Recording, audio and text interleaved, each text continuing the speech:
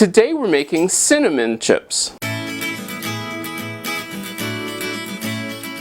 This cinnamon chip recipe is really simple, and how it came about to be into existence is simply because I went to buy some cinnamon chips because I was going to make something with cinnamon chips. And when I bit into the cinnamon chips, the first thing that I tasted was wax. You know, like those wax lips, paraffin, that kind of thing.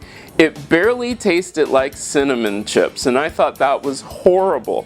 I want my cinnamon chips to taste like, well, cinnamon. That's what they should taste like. So I figured I'd had to come up with my own. And I found a way. This is so simple. You will be amazed at this. These cinnamon chips take basically no time, and you will enjoy them because they are so good. All you're going to start off with is 1 pound of white chocolate chips. Then we are going to put this into the microwave, and you're going to microwave it for about 1 to 3 minutes depending upon the day. It is roasting hot here, and we are about ready to have a storm, so I don't know how long it's going to take, but I will check this about every minute and stir it, so that way I can get this to the point where the white chocolate chips have completely melted, and once they've completely melted, we'll come back and finish this up. We have our chocolate completely melted, white chocolate's melted. I'm putting in 4 tablespoons of cinnamon. I will mix that up nice and slow. And 1 tablespoon of shortening. Mix this up thoroughly.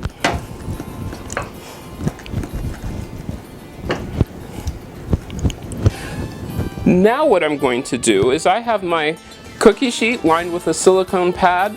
You can use a parchment paper or whatever. We are just going to dump this completely on the pad. Then using an offset knife, I'm just going to spread it out thinly. Now, for the sake of time, I'm going to put mine in the freezer. You can let yours sit out on the counter, or you can put it in the freezer, and it will harden up really quick. Once your big sheet of cinnamon has set up, what you're going to do is you're going to do the simple part. Break it. That's all there is to it. You can break this into as small pieces as you want. I have mine broken up into little chips that I now keep in my jar, so I can use these cinnamon chips at any time.